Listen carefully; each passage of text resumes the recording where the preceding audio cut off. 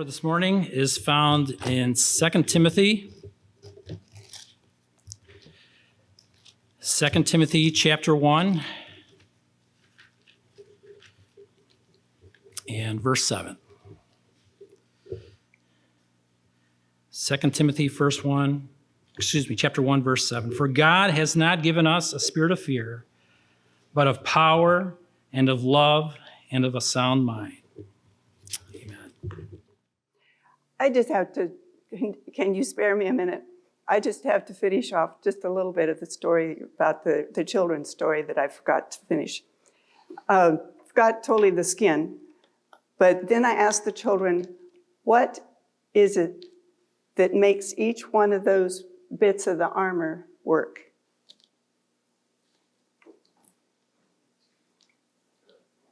Water. God gave us these little soldiers to work, but he gives us our minds and our choices to drink enough water so that they can function. And that's why after I had told this, and also I had a video of a white blood cell chasing a bacterium and catching it, so vividly shows how the bacteria, the white blood cell cannot go and move around unless you're hydrated. And right after that, I was doing this at the tab, the opening hymn was There's Power in the Blood. And I almost laughed out so loud. Hear God, again, health issue and a spiritual lesson for all of us.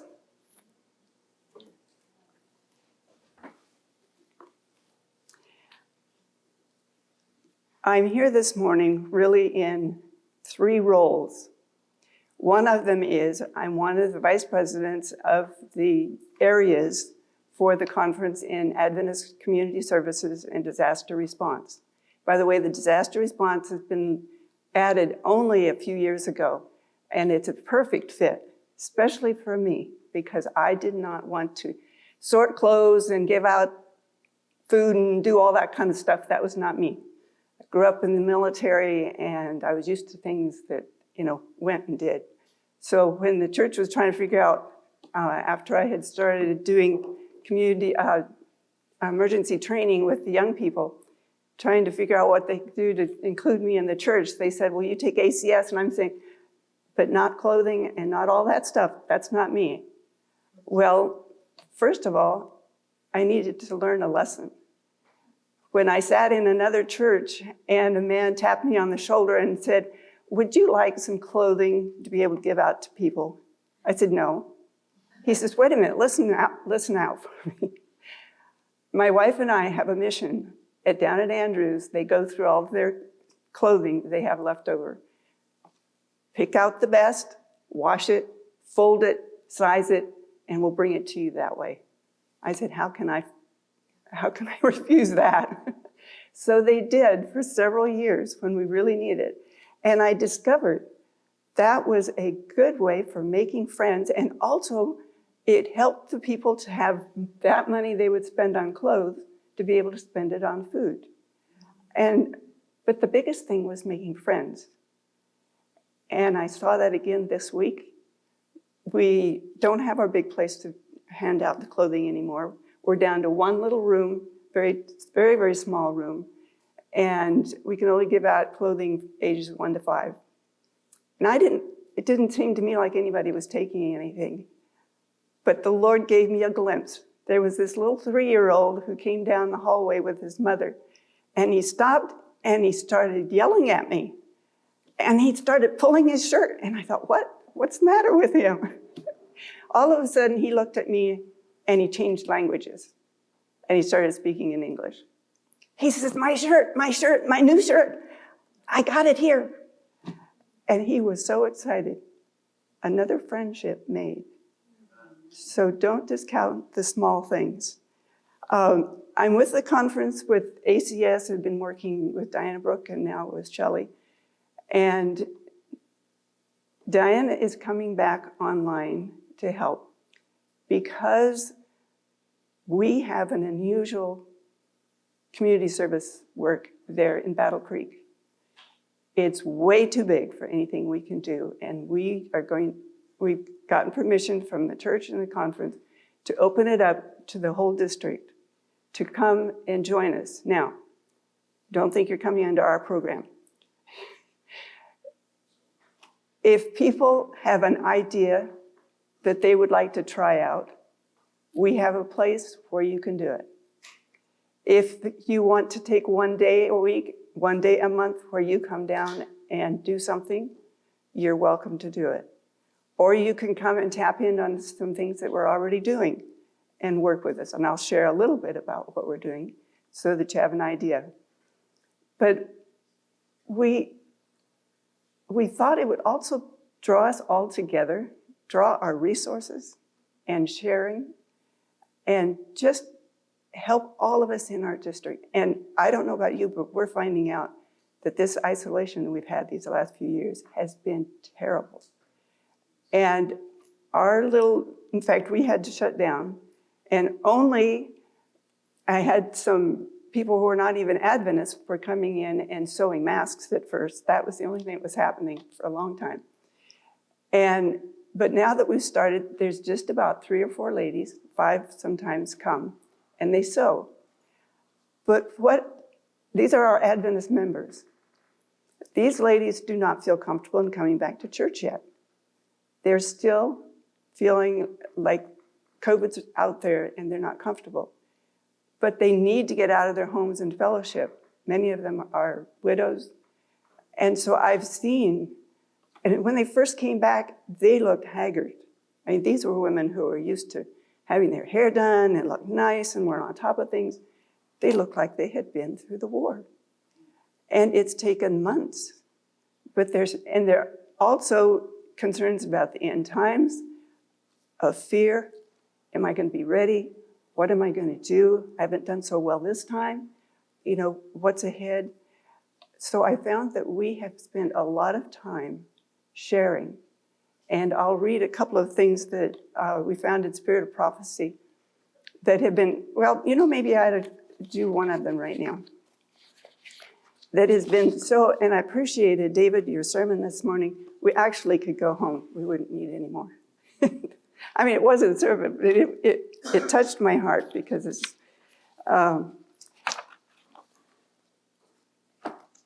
just a second.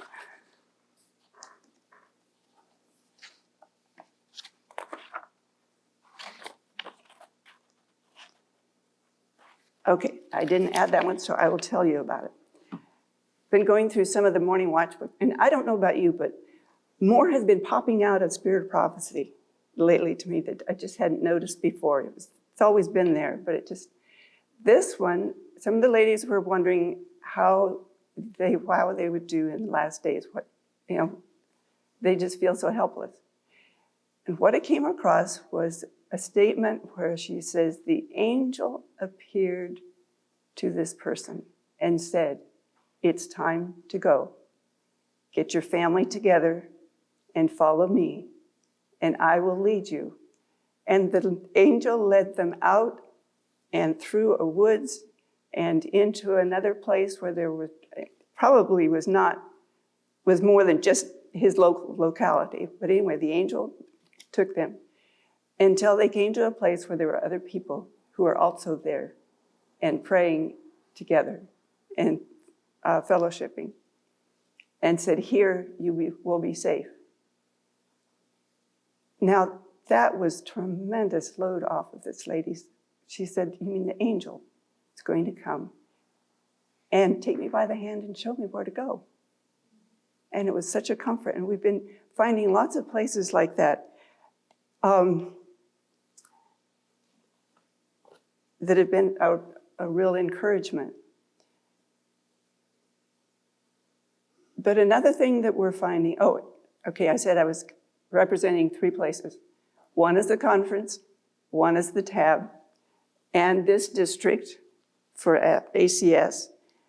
But I also represent CERT, which is the government program for teaching emergency response.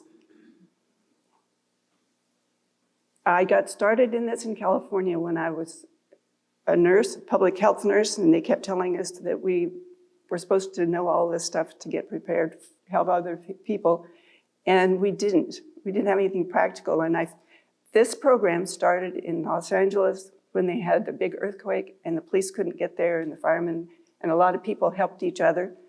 And what happened was they didn't know what they were doing, and some people got killed or hurt because they didn't know. So they decided it was better to train the people. And so they got this program, and eventually it's gone all over the United States, and you're certified. I had already had the training. I was working with the county. My mom and dad I was taking care of them too, and I needed something to get me out of the house. And so I joined the team, and we were going to have a big exercise. And back then we had more money to do that. And they actually, because it was also about terrorism, they had somebody come from Canada, come through Detroit, came all the way to Battle Creek and to the back of the government building, the federal building. And there was a shootout. And they needed some victims for that. So I thought, I've enjoyed this so much. I wonder if the Academy kids. So I went, and the Academy stepped up, and one of the teachers came with about 10 students. We all got made look like we were sick and wounded, moulaged, and because I also liked for young people to know that being a Christian is fun, and it's exciting. But with the fun and exciting, you can also be very helpful to your community. And that's because it's better, the more often you can combine the two, the better off you are. So it's not just play.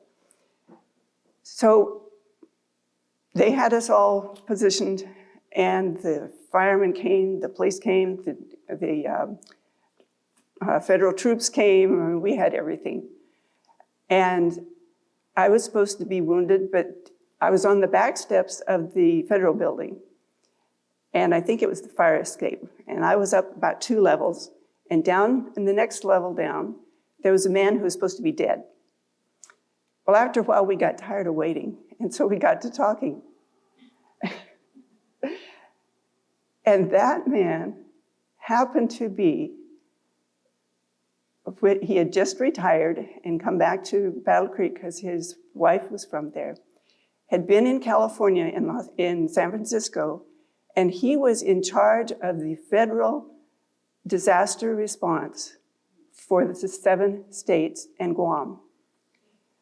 When I was in California and we're getting our training, he was the one who was responsible for getting it all done. And we started off, we had the flu, called them drive-by shootings, where we had people coming in the parking lot and we would give them their flu vaccine. Just had to have your driver's license. We did all sorts of exercises getting ready for the big one. Well, when we got all finished with that, and I'm not sure if this man or his next one down, but anyway, from his office came somebody who told us, now when the big one comes, it's going to take a while to figure out what it is, what strain it is. Then we've got to produce it. Then we've got to package it. Then we've got to there's not going to be enough for everybody. So we're going to have to decide who gets it first. And the rest of the people are going to be under federally mandated lockdown. And this was the key. Neighbors would be helping neighbors. Now, I thought in my mind at that time, yeah, you don't have a plan for that. We've been doing all this other training, but you do not have a plan. But God does. Spirit of prophecy tells us we are going to be going from door to door in the last days and giving simple treatments and sharing the word of God with people. So when we hit one of the big ones, like recently, which part do you think really shocked me? What did our governor do? You were not to go outside of your house. I live in a community where people get out and talk. I mean, not all the time, but anyway, it's more active. I know if you're going to keep healthy, you've got to get outside and you've got to get sunshine and all these things. So I would walk my neighborhood. And I knew I was being watched. It was a scary, frightening feeling. Because at that time, I couldn't go to, because if somebody does see you, they'll turn you into the police. I mean, it went that far. That just really did shock me. And so I tried to be careful, but I still went for my walks. And then I had an opportunity that God gave. All of this was orchestrated by God.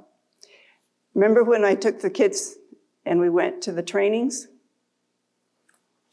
About a year and a half later, the academy had, back then they used to have a whole week when they would do mission on a mission trip. But a lot of the kids couldn't go. And I said to the principal, I said, would you mind if we bring the police and the firemen in and come and give the CERT training? And he says, well, tell me about it. So I did. And he says, I think that would be a good idea. So we took all the rest of the kids that got left, and there must have been 15 or 20.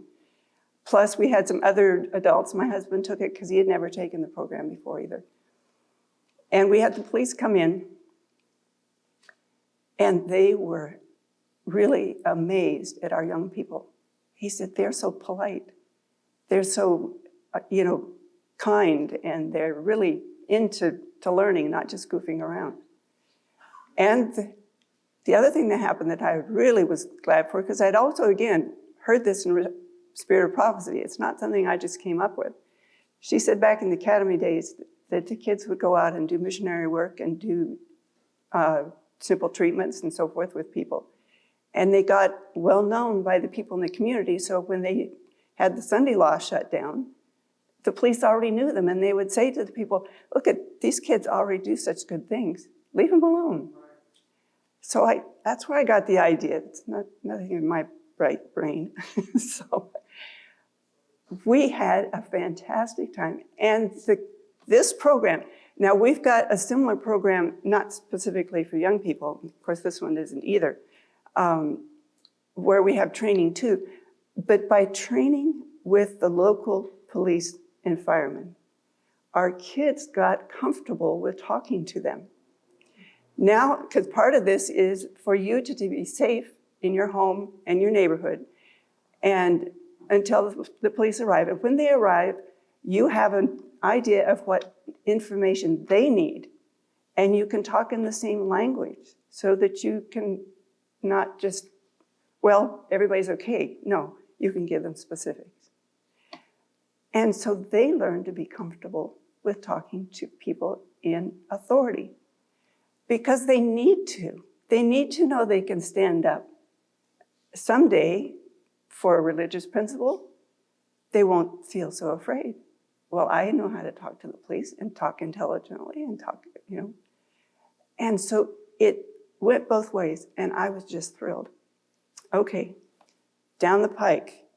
And I worked with the man who was in charge of Battle Creek emergency response, disaster and emergency response, and terrorism, became a friend of mine as I worked with them. Then they told us about almost 3 years ago now, I called them and I said, what kinds of training do you need from our church? What area is not being covered? He said, we don't have anybody for helping us if we have stockpiles of things that need to be handed out to people, whether it's water or food or whatever. We don't have anybody to help us with warehousing. So at that time, the lady from the Lake Union came, and from all over the district, we had a training, and there were about 30 of us that got trained in how to do warehousing. But we didn't have an opportunity to go out and practice it. We'd done all the paperwork and practiced, but you really need to go out and practice in a real place. And so we took the training, and then it wasn't a year later or so that COVID hit. So I wrote to him a letter. I said, we've got this training, but we haven't had a chance to try it out. If you've got somebody we can work with, we're glad to come and help you with it, but just know that we're not the experts. And I got a letter back that said, in fact, I think he called me. Yeah, he did. We can't do warehousing. People can't get out of their houses. We can't get the stuff in the warehouses. So there's no need for the warehousing. And later on, they didn't, I mean, all they had for warehousing was the PPEs, and that other people took care of. He said, will you come and be on the Joint Office of Command for the Disaster Response for COVID-19? My jaw dropped. I was sort of a nobody compared to who, these were all the resources, the police departments of the whole county and the city. The public health, there were other organizations, Carewell organization for taking care of elderly people and those who were at high risk, and refugees. All of these organizations, and these were people who were already administrators. I was not. I was really a nobody. But he said, I said, what do you want me to do? He said, you come and we'll figure out where you're going to put you. And he says, I want you down at the police department first, because I want people to see you and get acquainted. But then we're going to be going to most of our meetings on Zoom. So I went down and for a few weeks and then started getting on Zoom. And for 5 days a week, I was on Zoom for about 1.5 years, every morning and sometimes in the evening, because we would get an update. And it's amazing how well you can get to know people even on Zoom. Because then when I'd go to some other meetings, oh, well, we know you don't, yeah, on Zoom. So, but I found out I did have something to contribute. They put me on the faith-based group, and I was the only one that was not a pastor. All the rest of them were pastors. I was put on the people who are at risk because I worked with refugees, and I could be a liaison with them. And they put me on, now I can't think of it, it'll come up. Anyway, I ended up working, public health. And what happened was at first, the public health started getting these patients in the hospital, but they had families that were quarantined at home that couldn't get food, couldn't get medicines and whatever. And they needed somebody to go out and check on them and to bring them things. But they couldn't send their nurses out because they didn't have a protocol. This was before the vaccine or anything came along. And not only that, not all of them felt comfortable going out either. And I said, sure, I'm a public health nurse. I've got some background so I could understand where you're at. Give me the list, give me the addresses, and then the people would tell them what food and things they needed. And I had 2 other church members who also came out and helped me, and I got out of the house. But I knew the neighbors were still watching me, so I finally got my ACS sign that went on the outside of the door because they were seeing me going in and out all the time. And finally, one of the neighbors asked, and I said, well, pass the word around. And then when they saw the ACS, then they were more comfortable. So that's what we did. I bought things that I had to ask the clerk, what is this? I never bought some of the meats and things that I didn't know what they were. But we bought the food, and then we took it and put it on the people's porch and left. And like there was one lady who had teenagers who their dad was on the intensive care unit. But she said, then they had a big grassed-in yard. I said, are the kids going out? Oh no, they have to stay in because they might get COVID, and my husband just got it, and we don't want them to be exposed. I said, have you talked to your public nurse about it? And she said, no. I said, check with her. And then before I got back, I called the public health nurse. I said, these kids are dead set up for getting COVID, staying indoors with the windows shut and the blinds, down. They need to be out in the sunshine getting exercise. There's nobody that they can get, they just need to not go out playing in the streets. So this is the way I was able to work with the public health department. They got to trust me, and I saw things differently than they did. But after about a month, after finally vaccines came in and they got protocols, then they took over, and that was fine. Because by that time, we were into other things as well.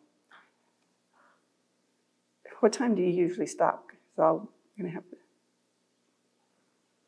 It's 10 after 12. I don't know what time you usually. When I'm done. Okay, I'll keep it short. In the faith base, I learned something valuable. Now, I actually had been working with the North American Division Refugee and Immigrant Director, Terry Salih. She had come and give us training for how to work with refugees, and especially the Asian group, which we had primarily. And you don't work with them the same as you do a regular, normal thing. They work in groups. You work with them either in family groups or in church groups, and you are very gentle in what you say, because as an American, anything you say, they will take it for gospel. And they will not tell you how they really feel. So if you ask them, do you want to eat this that I brought? They will say yes, when they may not like it at all, but they will not contradict you. And they also want to please you. So you have to be very wise, because we almost got in trouble with that with our evangelism. Our pastor asked the church leader if they wanted to have a speaker come in that was not really their liking, and he asked them, and they said yes. And I waited till the meeting was over, and I got the pastor aside, and I said, that was not a yes to have that happen. They know it won't work. I'll tell you why. But they see you as the authority, so we have to be thinking about other people and where they're coming from. Okay. I digressed on that because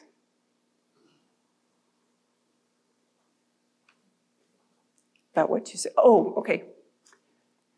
Clicked in back faster than I thought. Lord help. Usually when we do anything from our church, who does it? I mean, as far as, that was the wrong question too. I'll just tell you. We usually put on the program, don't we? If we're going to have a 5-day plan, if we're going to have evangelism or a cooking school or anything, we put it on, right? Okay. Terry, I overheard her saying to our Burmese pastor, Zomi pastor, if you want to bring in one person into the church, you do something for them. If you want to bring a whole church in with you, you ask them to do something for you. I had experience the last 2 years of seeing the value of that. Now, that doesn't mean that we can't put on programs, and there are some programs we need to put on because we need to be sure the content is what it needs to be, and all kinds of different things. But where we can, when I worked with a faith-based group, I was not in charge. Dr. Bell was in charge, and he worked at the college, so he had some more modern ideas. And one of the first things he suggested we do, because that was back at the first of COVID, and the police were being pummeled, and you know, if everything was against the police, he said, we need to go and build them up and let them know we're for them. So what did he suggest? But a clap-in. Now, that first struck me, no, that's not where I'm at. But it was like the Lord said to me, just be quiet and listen. So he told us we were going to go, and he had made arrangements because he knew all the police, and in fact, he was the chaplain for the police and the fire department. So he arranged it first for the police department, and all the church leaders that were working with him, he said, now bring a snack bag to leave with them, a little snack bag. And so whatever your church is, you can bring it. And I thought, okay, that's the first place where I can make a choice to be different than the others. I don't want to bring them any sweet stuff that's going to lower their immune system. But what can I do? I walked in the dollar store and didn't know what I was looking for, but I looked down and I saw some soap. Now you can't see it from back there, but this is just 2 bars for $1. But there's something very special in this soap. There's charcoal. And by the way, lately I haven't been able to find any this brand with charcoal in it. I think I bought them all out. I got enough because I knew if I talked to people about charcoal, they would look at me strangely. But if you bought something that's already packaged that some well-known company had, they would accept it. They may not understand the whole thing, but it's going to plant a seed. And so we got the little bag, and we put the charcoal in it, and we put in the 2 or 3 other things. I think we may have put granola bars in, I don't remember now. But then we put in a flyer that said, you have been taking care of us. We want to help take care of you. And of course, since the armor of God this morning, we were talking about one of the armors that we have is our skin. And you put some charcoal in your soap, it's going to really up the ante for getting the viruses. And I also did explain to the fellows and girls, because there were some of both. When you have the charcoal, it binds, and one of our gals who had a little bit of chemistry background put a little explanation there how it did it. And also, you can add to that, it's even better, is if you will take a hot and cold shower every day. And I told them about the thymus gland and how if the hot and cold and, getting fresh air, and I didn't go through all the 8 laws of health, but I went through several. And you'd be amazed at how many people now are taking hot and cold showers and will come to me and say, hey, it worked. I thought I was coming down with something, and I took the hot and cold shower, and I was better and was able to not miss work. Now, back to the academy kids. If the academy had not allowed me to have that training, Mike McKenzie would have never gotten to really know Adventists and what the young people were like. He wouldn't have gotten to know me. We wouldn't have worked so closely together. That when it came to this crisis, he didn't even ask me. He didn't even know what he was going to have me do at first. He just knew he wanted me on his team. That is what you call also synergy, working together. And what I see here in this church is if we all can work together, you may get ideas from what we have done. You may find that you may want to come down and see what we're doing and share with us your ideas or whatever. But Jesus is coming. It's so very evident. And even the people who work in media and so forth are realizing that. And they will say things that this is just not like it's always been. So the Lord wants us to be able to reach out. We have so many connections now because of our work. And let me finish about working under other people also. Oftentimes, if we come in, they will think we're out there to convert them. The pastors, they're all converted. Most of the refugees I'm working, they're already strong Baptists. And in fact, I tell them, the Lord sent you here to prepare us for disasters because you have left your home. You have left everything. Many of them have had to change their name and their birth date because they have to have a new identity because of the situations back in their countries. Not all of them, but many of them have. And yet you've come to a totally new place and you've had to rely on God to be with you. You're here because we are getting close to the end of time. And actually in Spirit of Prophecy, when God gave the information that how we should treat the refugees who come, they're not here to be made Americans. They need to be able to function here. They are come here so that we can give them the gospel and train them so they can take the gospel to their countries back home and to even the people who come. Tomorrow, we're going to be having a meeting together with a big Baptist church. They have 300 members. Because we have been working side by side, another lady and I, and the Zomi pastor's wife, who used to teach New Start in her country, we're all going to be able to be there, and we will be able to give information and demonstrations of hydrotherapy and this kind of thing. These things draw us close, and I've had these people pray for me. And my boss actually asked me to pray for her the other day. This is a totally different way than I'm used to working. But we're seeing, I think someday, we're going to see fruit that we had no idea. But it's been by coming close and letting God work through our lives. And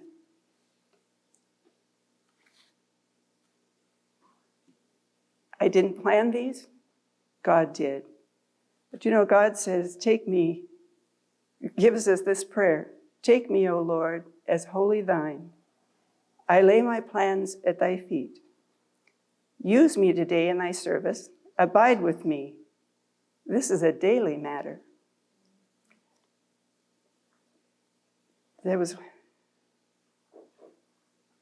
Okay. And then he talks about the laws of our health are what will promote our ability to do his will. They're put together. And here it is. Somebody talked about it this morning already, and there's two of us that thought about this morning. God asked you to give him your heart. Your powers, your talents, your affections should be surrendered to him, that he may be able to work in you to will and to do of his good pleasure, and he fits you for eternal life. What a load off of our shoulders. It's his work. Just be open to it today.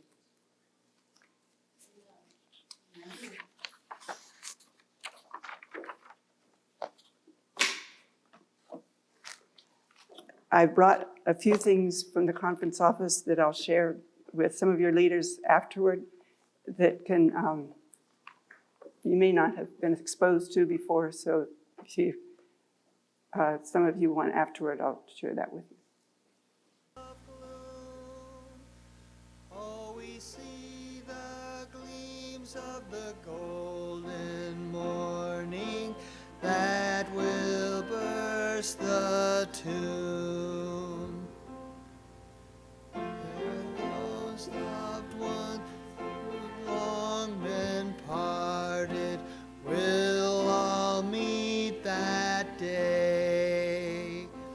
The tears of those who are broken-hearted will be wiped away. Oh, we see the gleams of the golden morning piercing through this night of gloom. Oh, we see the gleams of the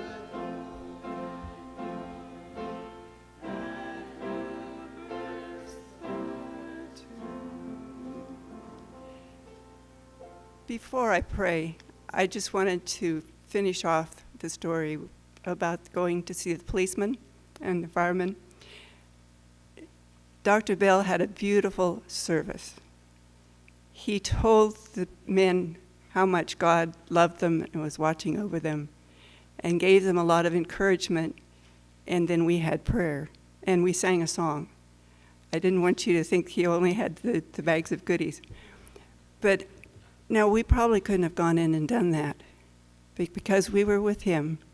And I also was astonished to see the reaction of the police and the firemen. They were moved that we would come and take the time to do that. There's a world out there who needs the good news that we have. They need to know how that they are not just pawns and whatever, but that God loves them. So we have a message. We bow our heads. Lord, give us your eyes to see those around us, in our own church as well as in the world around us and other churches. You have given us a special message for this end times, and you've given us the health message because you said it would make the end of time easier for us. What a God. We just be humbled before you today and go with us, our hearts full of your love and your not fear, but of a sound mind and faith that you give to us. In Jesus' name, amen.